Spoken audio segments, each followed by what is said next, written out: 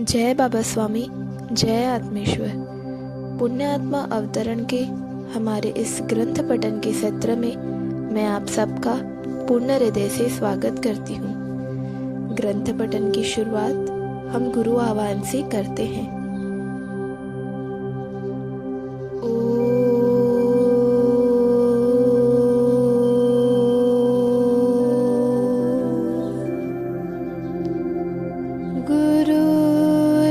ब्रह्मा गुरुर्विष्णु गुरुर्देवो महेश्वर गुरुर्साक्षात् परब्रह्म तस्मै श्री गुरवे नमः। तस्मै श्री गुरवे नमः। तस्मै श्री गुरवे नमः। ग्रंथ पठन की शुरुआत करते हैं। जंगल में आग जलाना बड़ा कठिन कार्य होता था। दो चकमक पत्थरों को रगड़ने से जो चमक निकलती थी उससे सूखी घास को जलाया जाता था और सूखी घास से सूखी लकड़ियों को। लेकिन मुझे इसका अभ्यास न होने के कारण मुझे आग जलाने में घंटों लगते थे और कभी-कभी दो सूखे बांसों को रगड़कर भी आग निर्मित की जाती थी। लेकिन बांसों की अपेक्षा पत्थरों से आग जलाना आसान मालूम होता था। कभी ज्यादा दिन ध्यान में रहे तभी ही आग बुझती थी, अन्यथा आग सदैव प्रज्वलित ही रखी जाती थी ताकि बार बार आग जलाने की प्रक्रिया न करनी पड़े। इसीलिए आग सदैव जलती ही रहती थी। गर्मी के दिनों में कई बार दो सूखे वृक्ष भी आपस में टकरा जाते थे और उनके घर्षण से भी आग उत्पन्न हो जाती थी और फिर वह आग सारे जंगल में फैल जाती थी, क्योंकि जिस दिशा की ओर हवा हो आग उस दिशा की ओर लग जाती थी। ऐसे समय में पशु पक्षियों को अपनी जान बचाकर जंगल से भागना पड़ता था। ऐसी लगी आग की लपेट में उनके बच्चे अधिक आ जाते थे। बच्चे माता पिता के साथ नहीं भाग पाते थे। प्रकृति में रहते रहते पशु पक्षी भी सब ज्ञान व अनुभव प्रकृति से सीखते ही रहते थे। प्रकृति के वातावरण में एक सुंदर शांत संगीत सदैव बजता रहता था और उस शांत वातावरण में एक पत्ता भी खड़खड़ा जाए तो उसकी गूंज बहुत दूर तक सुनने में आती थी।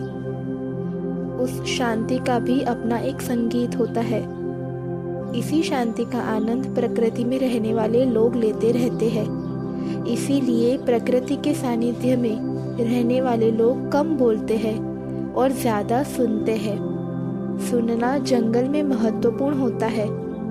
पशु पक्षी भी सुनते ही रहते हैं। सुनने की अधिक क्षमता के कारण ही आने वाले खतरों के वे सुनकर भांप लेते हैं। पशु पक्षियों के जीवन में सुनना जीवंत रहने के लिए एक आवश्यक क्रिया है, क्योंकि सुनने की क्रिया के कारण ही उनके ऊपर होने वाले हमले से अपने आप को बचाया जा सकता है और दूसरों की सुनने की क्रिया के कारण ही अपने भोजन हेतु अन्य पशु पक्षियों का शिकार ढूंढा जा सकता है और किया जा सकता है। यानी जंगल के जीवन में सुनना एक बड़ी जीवन रक्षक क्रिया है। जंगल में पशु पक्षियों की भाषा में शब्द नहीं होते हैं, लेकिन विशिष्ट समय पर विशिष्ट प्रकार की आवाज होती है, जैसे किसी को बुलाने की आवाज, आने वाले खतरों से अपने साथियों को आगाह करने की आवाज, भोजन के उपलब्ध होने की सूचना देने की आवाज, माँ बच्चों को बुलाती है वह आवाज, बच्चे माँ को ढूंढते हैं वह आवाज, मादा नर को आकर्षित करती है वह आवाज, नर मादा को रिझाता है वह आवाज, दोनों के मिलन के समय होने वाली दोनों की आवाजें, बच्चों को भूख लगने पर निकलने वाली आवाज, अपने शिकार पर हमला करते समय निकलने वाली आवाज। कई शिकारी जानवर तो एक विशिष्ट आवाज से अपने शिकार को भयभीत कर देते हैं और जब शिकार घबराकर बेहोश हो जाता है तो पकड़ लेते हैं। कई बार मृत्यु के आगोश में पकड़े जाने पर निकलने वाली आवाज, जंगल में केवल आवाज ही होती है, शब्द नहीं होते। और यही आदत जंगल में रहने वाली आदिवासी जातियों में पाई गई है। वे एक वाक्य को बोलने के लिए एक विशिष्ट आवाज निकालते हैं।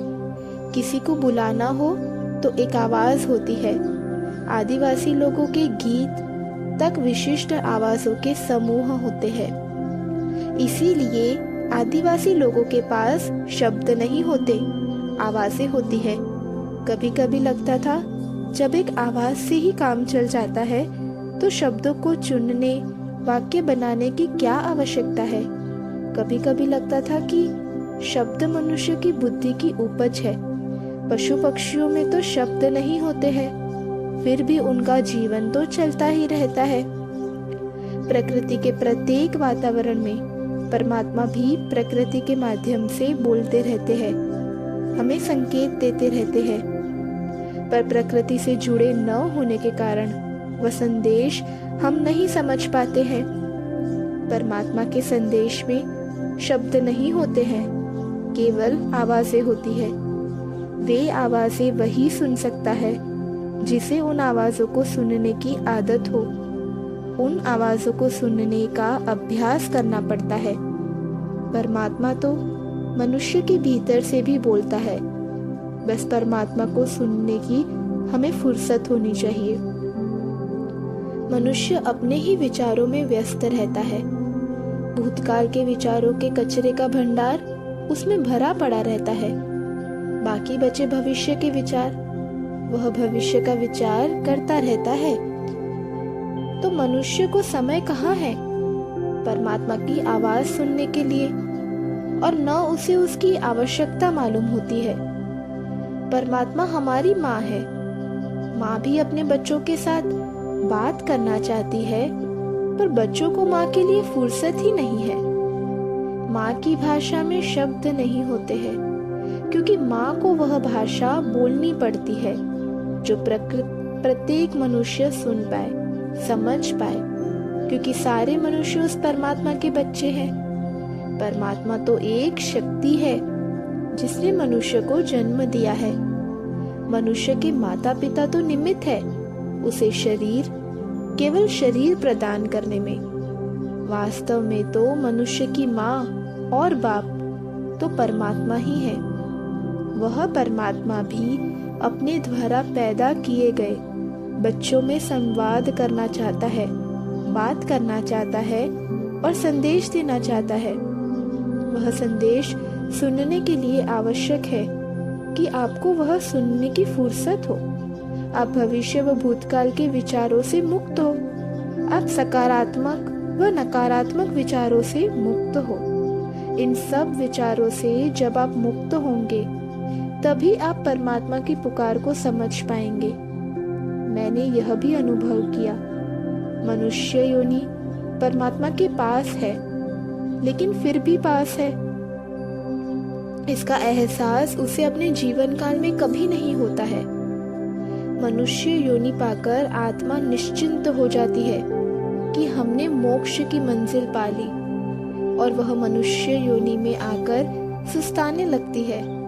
और जब जागती है तो देखती है कि गए जन्म में मैं मंजिल के करीब पहुंच चुका था, पर अब तो मंजिल बहुत दूर चली गई है, क्योंकि जीवन भर विचार करता रहा और परमात्मा का संदेश नहीं सुना कि वह क्या कह रहा है। पशु पक्षियों में सबकी मैंने एक विशेषता देखी है कि वे कभी विचार नहीं करते हैं। सारे विचार करने का ठेका उन्होंने मनुष्य जाति को ही दे दिया है। पशु पक्षी कभी भी विचार नहीं करते हैं। हाँ, जब उन्हें भूख लगती है तो वे शिकार ढूंढने की क्रिया करते हैं, पर ढूंढने का भी विचार कभी नहीं करते। परमात्मा की भाषा चैतन्य की भाषा होती है। वह कभी विचार थोड़ी करती है, और चैतन्य की भाषा में शब्द नहीं होते हैं, केवल चैतन्य होता है। इस पृथ्वी पर मनुष्य की इतनी बड़ी जमात है, सब परमात्मा की संतान है। परमात्मा ने सब निर्मित किया है। परमात्मा ही सबकी माँ है, और माँ जब सभी बच्चों से बात करना चाहे तो उसकी एक ही भाषा होगी।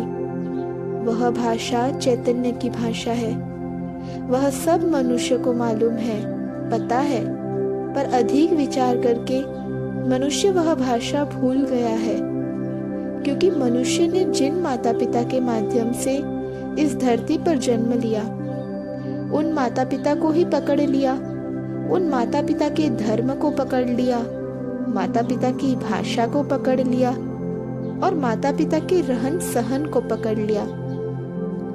ये माता पिता भी अस्थाई है, तो उनकी भाषा भी अस्थाई होगी, उनका धर्म भी अस्थाई होगा, और उनका रहन सहन भी अस्थाई होगा। तो जो अस्थाई है उसे मनुष्य पकड़ रहा है, और जो स्थायी है, माता पिता है, उन्हें भूल गया है, उनकी भाषा भूल रहा है। मनुष्य को सजीव ज्ञान नहीं है, और इस सजीव ज्ञान की अज्ञानता के कारण ही यह सब हो रहा है। अगर मनुष्य को सजीव ज्ञान हुआ तो वह जानेगा कि ये माता पिता तो प्रत्येक जन्म के साथ बदलेंगे, तो उनका धर्म भी बदलेगा, भाषा भी बदलेगी, और फिर वह अपनी स्थायी माँ यानी परमात्मा की भाषा को ही समझने का प्रयास करेगा, और परमात्मा की ही संदेश सुनना चाहेगा। ऐसा मैं अनुभव कर रहा था कि गुरुदेव कहने लगे, जा मनुष्य के समाज में जा और उन्हें अपने स्थायी माता पिता की याद दिला, और उन्हें विचारों से मुक्त देकर परमात्मा क्या कह रहा है, परमात्मा का क्या संदेश है, वह सुनने के लिए कह। जा और समाज को जगा। मैंने भी निर्णय लिया, मैं समाज में अवश्य जाऊंगा।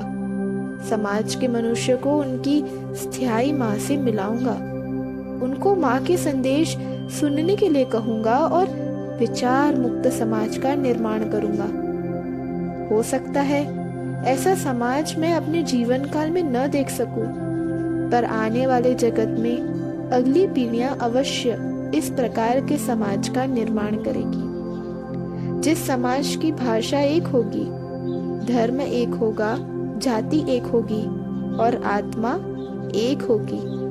ऐसे विश्व की रचना एक दिन अवश्य होगी, और ऐसे समाज का निर्माण करने का गुरु कार्य गुरुदेव ने मुझे सौंपा है।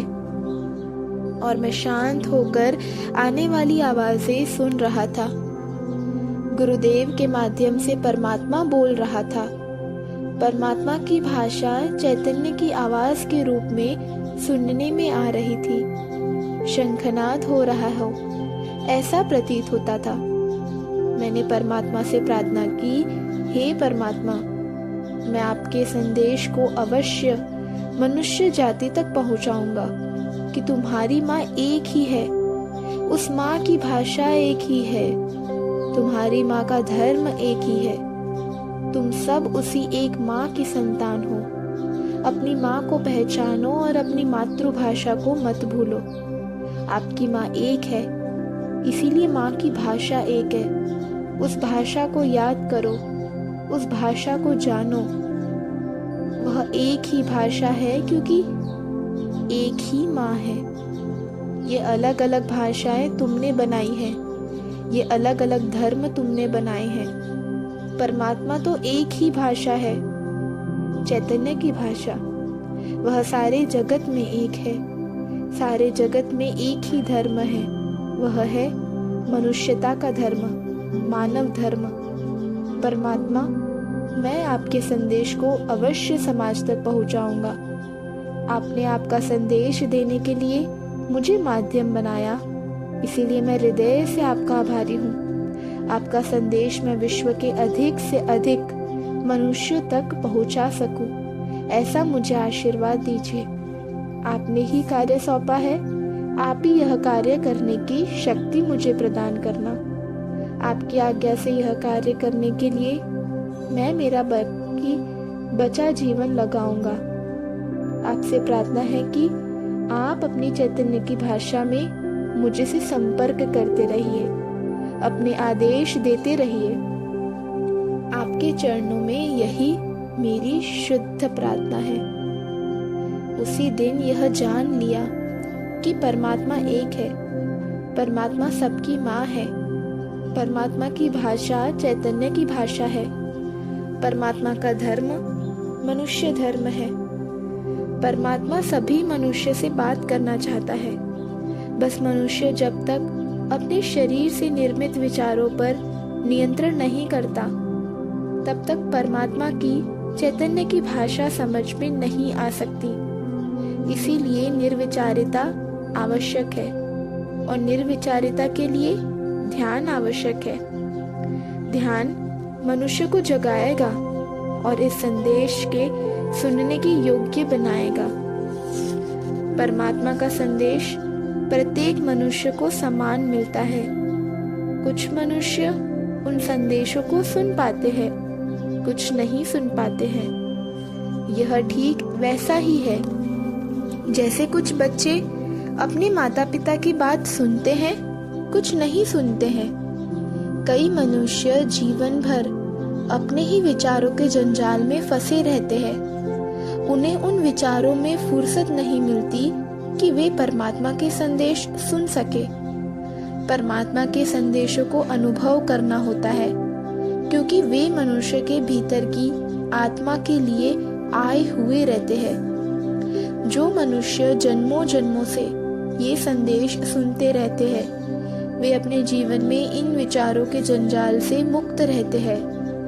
इन लोगों को ये संदेश सुनने की आदत सी हो जाती है, क्योंकि ये अनेक जन्मों से इनसे संपर्क बनाए रहते हैं। इन संदेशों पर ही इनकी गतिविधि चलती रहती है। इन संदेशों के अनुसार ही ये इस धरती पर जन्म लेते हैं। इन संदेशों के अनुसार ही जीवन यापन करते हैं और इन संदेशों के अनुसार ही देह त्याग भी करते हैं। ये अपने अनेक जन्मों में एकांत में ही रहते हैं। ये इनके अंतिम जन्म में पहचाने जाते हैं। ये पहचाने इसीलिए जाते हैं कि इनके अंतिम जन्म के समय इनकी संदेश सुनने की क्षमता बहुत अधिक बढ़ जाती है और ईश्वर से इनका संपर्क बड़ा निकटता का होता है और इतना निकटता का होता है कि इनका स्वयं का अस्तित्व परमात्मामय हो जाता है। ऐसे लोग सद्गुरु कहलाते हैं। ये सद्गुरु अपने अंतिम जन्म में इसीलिए पहचाने जाते हैं क्योंकि लोगों को इनके सानिध्य में संदेश महसूस होने लगते हैं। इनके सानिध्य में सामान्य मनुष्य को भी संदेशों की अनुभूति होने लगती है। ये सद्गुरु परमात्मा के संदेश के संदेश वाहक बन जाते हैं। इनके अंतिम जन्म का सानिध्य बहुत कम भाग्यशाली आत्माओं को मिल पाता है, क्योंकि इनका जीवन अधिक नहीं होता है। ये अपने जीवन में ईश्वरीय संदेशों के कारण आते हैं और ईश्वरीय संदेश समाज को सुनाकर चले जाते हैं। उनके दिए हुए संदेश कोई सुने या न सुने, उन्हें कोई फर्क नहीं पड़ता है। कई सद्गुरुओं के सानिध्य में पशु पक्षी भी आनंद का अनुभव करते हैं, क्योंकि ईश्वरीय संदेशों की अनुभूति बड़ी आनंद देने वाली व आत्मा को प्रसन्न करने वाली होती है। इनके शरीर से ही परमात्मा के संदेश बहते रहते हैं। पशु पक्षियों के स्वयं के कोई विचार नहीं होते हैं, इसीलिए वे इन संदेशों को बड़ी सरलता के साथ अनुभव करते हैं। जब मनुष्य भी इनके सानिध्य में निर्विचारिता की स्थिति लेकर जाता है, तो इनके माध्यम से परमात्मा के संदेश मनुष्य भी अनुभव कर पाते हैं। ऐसे सद्गुरु के सानिध्य में निर्विचार स्थिति में जाना चाहिए और मौन रहना चाहिए, क्योंकि जब मौन रहेंगे तो ही परमात्मा के वे संदेश सुन सकेंगे। सद्गुरु के सानिध्य में मौन रहकर उनके सानिध्य को अनुभव करना सर्वोत्तम होता है। कई मनुष्य उन्हें अपनी समस्या बताने का प्रयत्न करते हैं। वास्तव में वे उन्हें अपने जीवन की समस्या बताने की आवश्यकता नहीं होती है। वे सब समस्याएं जानते हैं और जो जानते हैं उन्हें क्या बताना।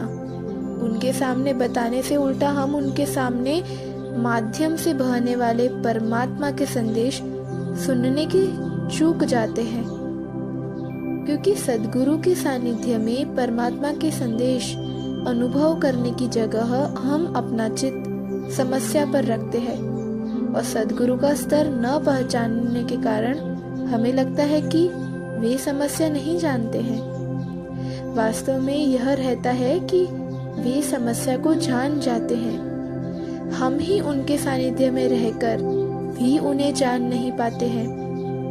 यह ठीक ऐसी ही स्थिति है कि भगवान के मंदिर के सामने बैठकर उन लोगों से भीख मांगना जो भगवान के मंदिर में भीख मांगने आए हैं। तो स्वयं भिखारी है, उनसे भिखारी भीख मांगते रहते हैं। जो भीख मांग रहे हैं उनसे भीख मांगने की अपेक्षा उनसे भीख मांगनी चाहिए जिन भगवान से लोग भीख मांग रहे हैं। सद्गुरु का सानिध्य उनके अंतिम जीवन में बहुत थोड़ी आत्माओं को मिल पाता है। बहुत थोड़ी आत्माओं को दर्शन होते हैं। बहुत कम आत्माएं सद्गुरु को जान पाती है और बहुत कम ही उन्हें मान पाती है। मनुष्य को उसके पूर्व कर्मों के कारण सानिध्य मिलता है, पर इस जीवन की अज्ञानता के कारण वह उस सानिध्य का महत्व नहीं जान पाता है। सद्गुरु परमात्मा के संदेश वाहक होते हैं, क्योंकि वे स्वयं कुछ नहीं बोलते हैं, क्योंकि उनका कोई अलग अस्तित्व ही नहीं होता। परमात्मा स्वयं उनके माध्यम से बोलता रहता है। परमात्मा के संदेश उनके सानिध्य में स्पष्ट अनुभव किए जा सकते हैं। इसीलिए कहते हैं कि सद्गुरु देखने की नहीं, अनुभव करने वाली बात होती है। सद्गुरु को जीवन में सदैव अनुभव करना चाहिए। मेरे गुरुदेव अपने सानिध्य में यह सब ज्ञान मुझे बड़े सूक्ष्म रूप में संदेशों में दे रहे थे। इसी कारण वे मेरे साथ हो या वे समाधि में ध्यान कर रहे हो, मुझे कोई अंतर नहीं लगता था। जब वे ध्यान करते रहते थे तब मेरे और उनके बड़े आत्मीय संबंध हो जाते थे, क्योंकि वे अपनी कुटीर में बैठकर ध्यान करते थे और मुझे तो वे कई दिनों तक दिखते ही नहीं थे। हाँ, उनकी ध्यान अवस्था में उनकी उपस्थिति हर क्षण बड़ी नजदीक की मालूम होती थी, क्योंकि वे आत्मिक रूप में पास होते थे।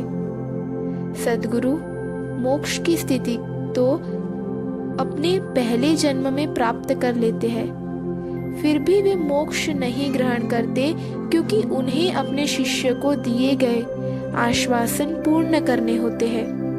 वे अपने आश्वासनों से बंधे होते हैं और उन्हीं आश्वासनों से बंधे होने के कारण ही अपने अंतिम जीवन को स्वीकार करते हैं और उस अंतिम जीवन काल का संपूर्ण ज्ञान वे अपने शिष्य को आध्यात्मिक प्रगति के लिए ही लगाते हैं। इस आखिरी जन्म में वे ध्यान केवल शिष्यों की आध्यात्मिक स्थिति के लिए ही करते हैं, क्योंकि उन्होंने तो पहले जन्म में ही सब कुछ प्राप्त कर लिया होता है। इस जन्म में उनके पास पाने के लिए और कुछ बाकी ही नहीं रहता है कि अपने अंतिम जीवन में प्रायः एकांत में ही रहते हुए अपने सारे शिष्यों को चित्त में रखकर ध्यान साधना करते रहते हैं। इसीलिए इनके ध्यान के अनुष्ठान में उन सब शिष्यों की आध्यात्मिक प्रगति हो जाती है जो उनसे जुड़े रहते हैं, क्योंकि सद्गुरु अपनी ध्यान साधना के समय शिष्यों के लिए जो कर सकते हैं वह सामान्यतः नहीं कर सकते। ध्यान साधना के समय सद्गुरु और शिष्यों की आत्माओं का सीधा संबंध होता है, क्योंकि उस साधना काल में सद्गुरु का शरीर सामने नहीं रहता है। इसलिए सद्गुरु अधिक मिलना नहीं चाहते। वे चाहते हैं कि शिष्यों का संबंध उनकी आत्मा के साथ हो। ऐसे सद्गुरु अपने शिष्यों को अपने शरीर के साथ नहीं जोड़ते हैं। वे अपने शिष्यों को गुरु शक्तियों के साथ जोड़ने का प्रयास करते हैं। इसीलिए शिष्यों से दूर भागते पाए जाते हैं। उनका जीवन का एक ही संदेश देता है, मेरा शरीर को मत पकड़ो, यह तो नश्वर है। मेरे माध्यम से जो शक्तियां बह रही है, जो परमात्मा की शक्तियां हैं, उन पर ध्यान दो। इसीलिए सद्गुरु किसी विशेष रूप के परमात्मा की बात करते रहते हैं, या उनके किन्हीं गुरु की बात करते रहते हैं, या अपनी शक्ति वाले सूक्ष्म शरीर की बात करते पाए जाते हैं। यानी वे सदैव एहसास कराते रहते हैं कि वे केवल माध्यम हैं। वास्तव में वे माध्यम है भी और नहीं भी। ये दोनों इसीलिए है कि शिष्य अगर निचले स्तर पर रहकर शारीरिक स्तर पर देखेगा तो वास्तव में सद्गुरु का शरीर शक्तियों का माध्यम है। इसलिए सद्गुरु कहते हैं कि वे माध्यम है, पर सही है। और यही सही है। और गलत इसीलिए है कि जब सद्गुरु का स्वयं का अस्तित्व ही नहीं होता है तो वे परमात्मा का माध्यम कैसे हो सकता है? क्योंकि माध्यम का तो अलग अस्तित्व होता है, इसीलिए वह माध्यम नहीं है। वह परमात्मा है, क्योंकि वह शरीर के स्तर से भी परमात्मामय है। इसीलिए शिष्य के लिए सद्गुरु ही परमात्मा है और सद्गुरु के लिए वे एक माध्यम है, क्योंकि वे तब तक ही जीवित रह पाएंगे जब तक वे अपने आप को माध्यम कहेंगे। जब वे माध्यम समझना बंद कर देंगे तो वे जीवन त्याग कर देंगे, क्योंकि परमात्मा का कोई अस्तित्व ही नहीं है। तो यह परमात्मा मय होकर अपने देह का अस्तित्व अलग कैसे बचा कर रह सकता है? इसीलिए सद्गुरु का जीवन काल थोड़ा ही होता है।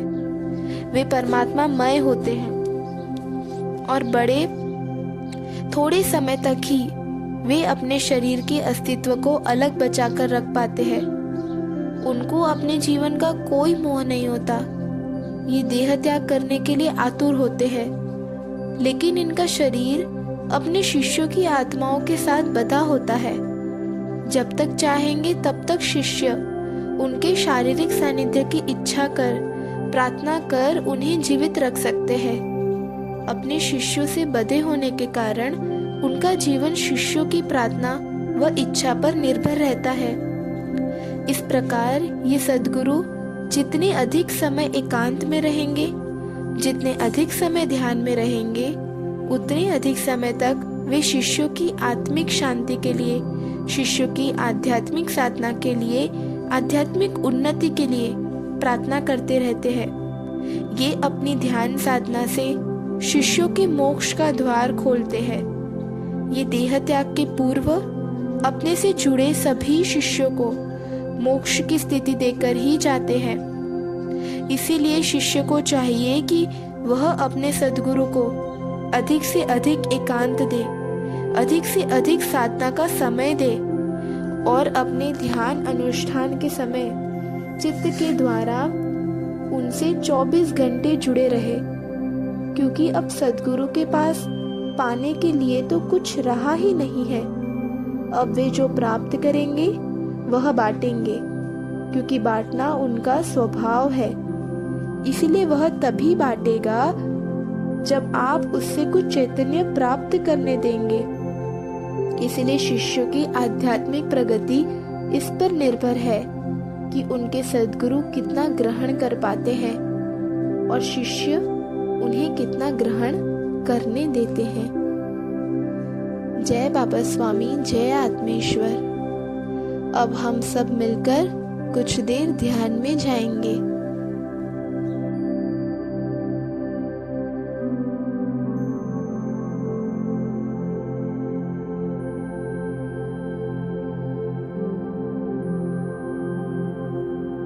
सभी पुण्यात्माओं को मेरा नमस्कार।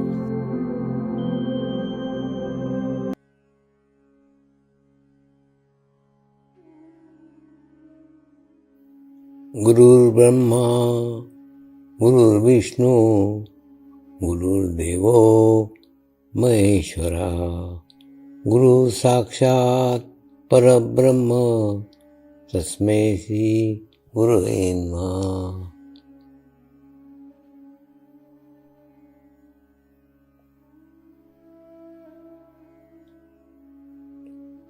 ध्यान की उस स्थिति में जाएंगे जहाँ शरीर भाव पूर्णतः समाप्त हो जाता है।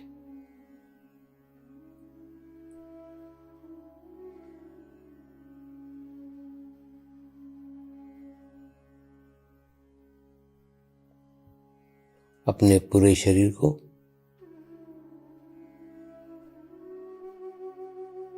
पूर्णतः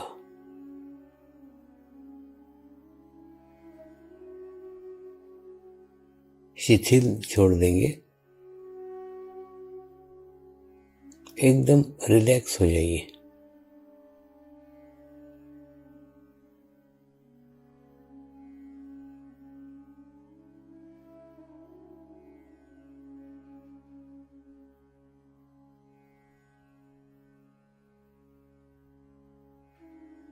मेरे साथ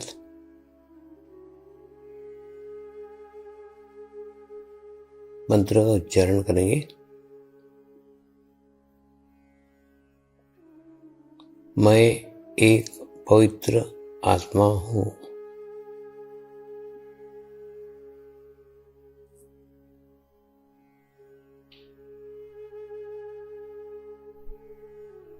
मैं एक शुद्ध आत्मा हूँ।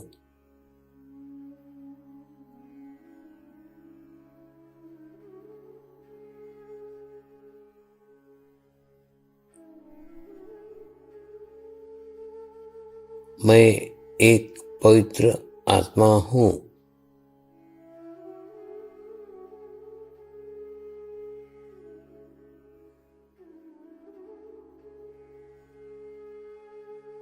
मैं एक शुद्ध आत्मा हूँ।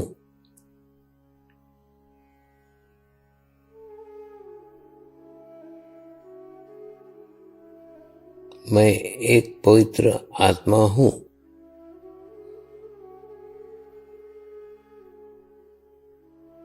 मैं एक शुद्ध आत्मा हूँ।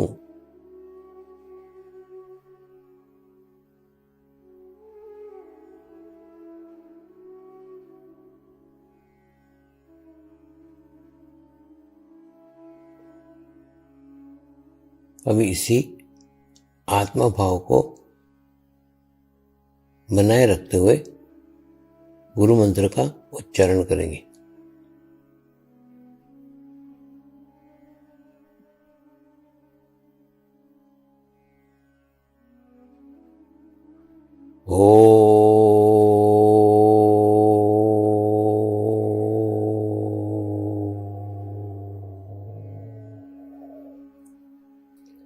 श्री शिवकृपानंद स्वामी नमो नमः।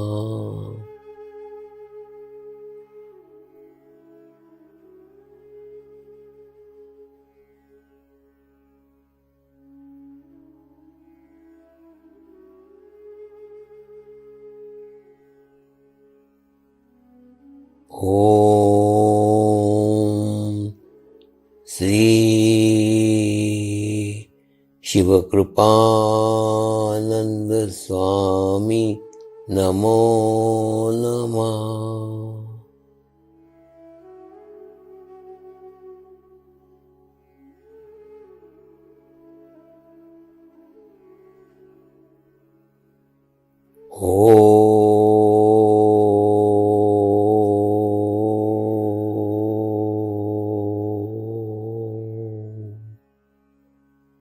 श्री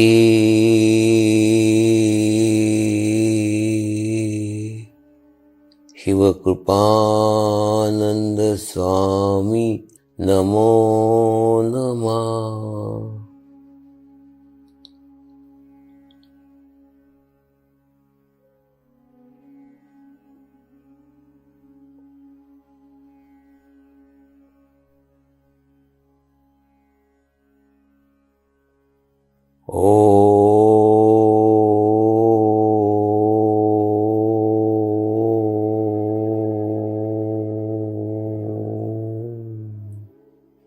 श्री शिवकृपानंद स्वामी नमो नमः।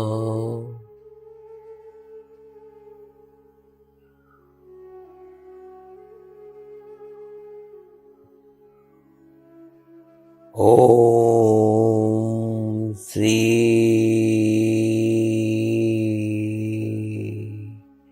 शिवकृपानंद स्वामी नमो नमः।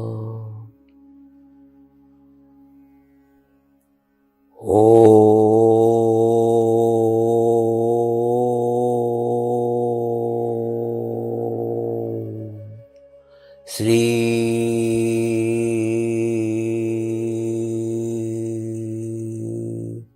शिवकृपानंद स्वामी नमो नमः।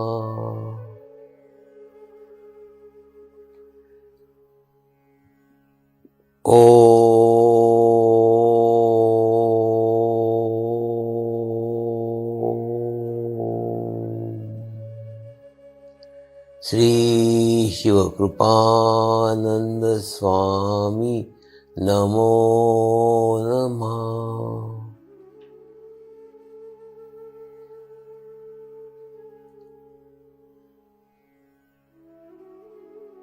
ओम श्री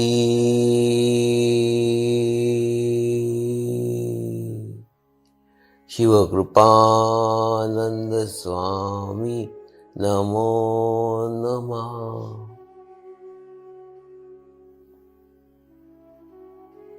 ओम श्री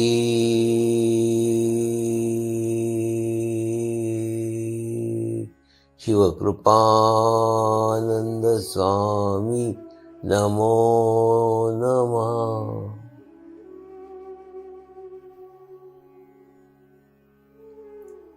अब आप अपना चित्त सहस्त्रार पर रख के थोड़ी देर के लिए ध्यान में जाएंगे।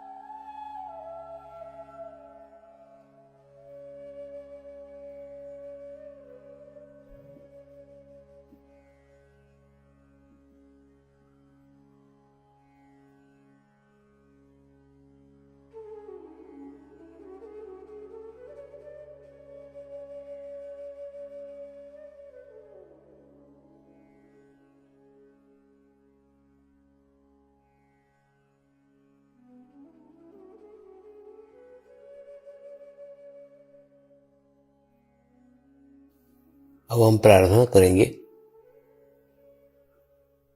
सभी आत्माओं की आत्म उन्नति हो, आध्यात्मिक प्रगति हो। यही हमारी प्रभु से प्रार्थना है। नमस्कार। जय आत्मेश्वर।